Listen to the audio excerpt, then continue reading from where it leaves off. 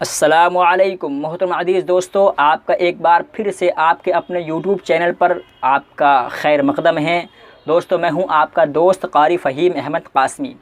मेरे अज़ीज़ दोस्तों, बहुत से लोगों का ये सवाल होता है कि हम दुआ भी करते हैं लेकिन दुआ कबूल नहीं होती, हमें कबूलियत की अलामत नज़र नहीं आती। दुआ कैसे कबूल होती है, उसके लिए कोई वजीफ़ा भी है, कोई तरीक़ा भी है।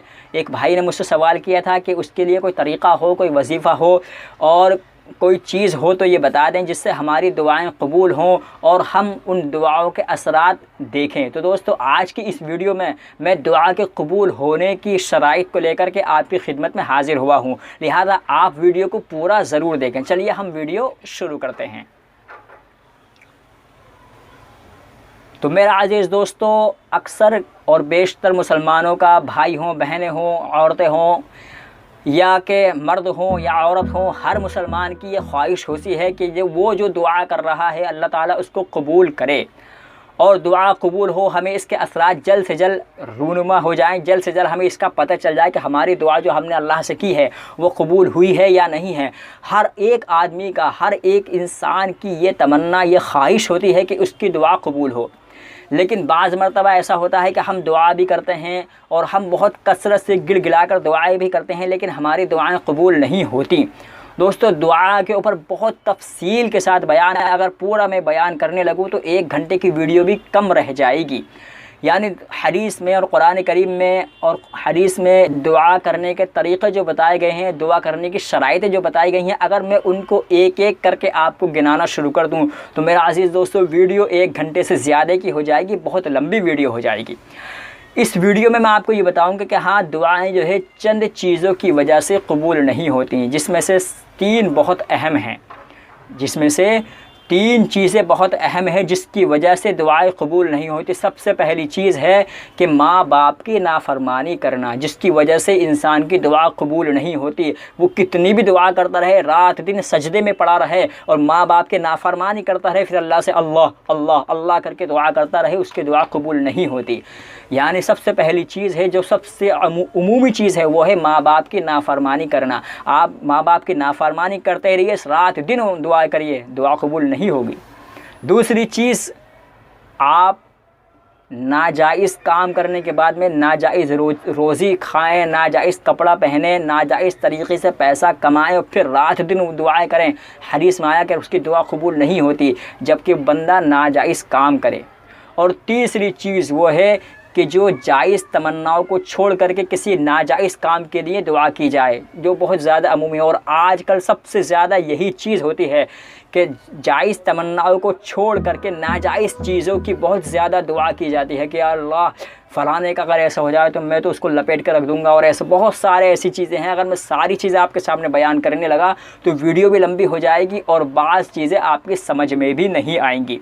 तो मेरा अज़ीज़ दोस्तों, 3 चीज़ें सबसे अहम हैं जो दुआ कबूल नहीं होती। सबसे पहला, माँ बाप की नाफरमानी करना। दूसरा, नाजायज़ तरीक़े से हराम रोज़ी खाना या हराम कपड़ा पहनने के बाद में दुआ करना, तब भी दुआ कबूल नहीं होती। और तीसरी चीज़ ये है कि नाजायज़ काम के लिए दुआ करना। इन तीनों चीज़ों की वजह से दुआ कबूल नहीं होती। और 3 ही चीज़ें हैं जिसकी वजह से दुआ कबूल होती है।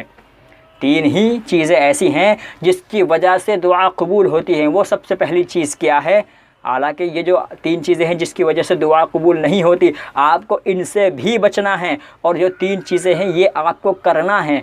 फिर इंशाअल्लाह आप देखें कि आपकी दुआओं में असर होना शुरू हो जाएगा, दुआएं कबूल होनी शुरू हो जाएंगी। सबसे पहली चीज़ है कि आपको नाजायज़ काम के लिए दुआ नहीं करनी। नाजायज़ काम के लिए दुआ नहीं करनी। नाजायज़ काम क्या है? मैं एक मिसाल देता चलूँ। बहुत से नौजवान कि अल्लाह, ए अल्लाह, मेरे मालिक फ़लानी लड़की से ऐसा मेरा ये करा दे, ये करा दे। बहुत से लोग दुआ करते हैं, हमसे भी कहते हैं।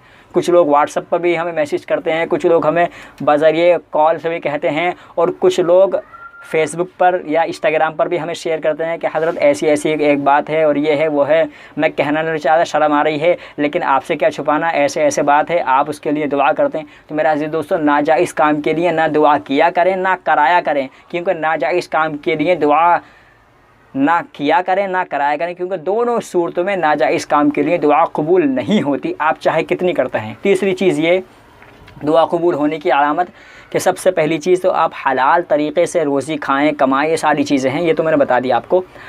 और सदका खैरात ज़रूर किया करें। दुआ कबूल होने का सबसे अहम तरीक़ा, ये सबसे अहम चीज़ ये है कि आपको अल्लाह ने जितना दिया है आप जितने ज़्यादा परेशान हैं उतना ज़्यादा सदका करें। फिर देखें कि सदक़े की बरकत से अल्लाह ताला आपकी परेशानियों को और आपकी दुआओं को कैसे कबूल करता है। और एक दुआ मैं आपको बताता चलूँ कि दुआ कबूल होने का एक वजीफ़ा भी है, मैं आपको आखिर में बताता चलूँ। दुआ होने का एक वजीफ़ा ये है कि आप जब दुआ किया करें तो अपनी दुआ में तमाम उम्मत को शामिल करते हुए ये दुआ किया करें, अल्लाहुम्मा ग़फ़िरली वरहमनी वहदिनी वआफ़िनी वरज़ुक़नी। अगर आप एक हैं तो आप ये दुआ करें, अल्लाहुम्मा ग़फ़िरली वरहमनी वहदिनी वआफ़िनी वरज़ुक़नी। और आप अगर सारों के लिए कर रहे हैं तो जैसे अल्लाहुम्मा ग़फ़िरली है तो वहाँ पर करेंगे अल्लाहुम्मा ग़फ़िर, यहाँ पर अल्लाहुम्मा ग़फ़िरली वरहमनी, वहाँ पर करेंगे अल्लाहुम्मा ग़फ़िर लना वरहमना वहदिना वआफ़िना वरज़ुक़ना। यानी अगर आप तन्हा के लिए दुआ करें तो अल्लाहुम्मा ग़फ़िरली वरहमनी वहदिनी वआफ़िनी, इस तरह दुआ करें। और आप तमाम उम्मत के लिए दुआ करें तो अल्लाहुम्मा ग़फ़िर लना वरहमना वहदिना वआफ़िना वरज़ुक़ना। आप इस दुआ को अपनी दुआओं में शामिल करें। इंशाअल्लाहुल अज़ीज़ दुआओं के असरात आपके सामने रूनुमा होने शुरू हो जाएंगे, दुआएँ कबूल होना शुरू हो जाएंगी।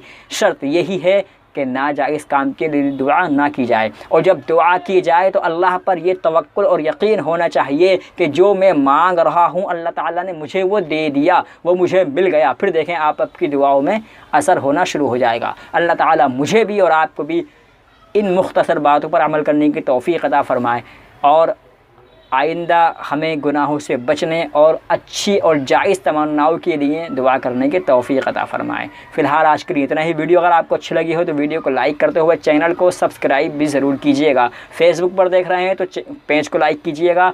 और दोस्तों आप हमारे व्हाट्सअप चैनल को भी ज्वाइन कर सकती है, वहाँ पर मैं आपको छोटी छोटी दुआएँ, छोटे छोटे वज़ाइफ़ शेयर करता रहता हूँ, जिसका लिंक आपको डिस्क्रिप्शन बॉक्स में मिल जाएगा। यानी आप हमारे व्हाट्सअप चैनल को भी ज्वाइन ज़रूर कीजिएगा। मैं मिलता हूँ आपसे फिर किसी वीडियो में, जब तक मैं अपना ख्याल रखिएगा। अल्लाह हाफ़िज़।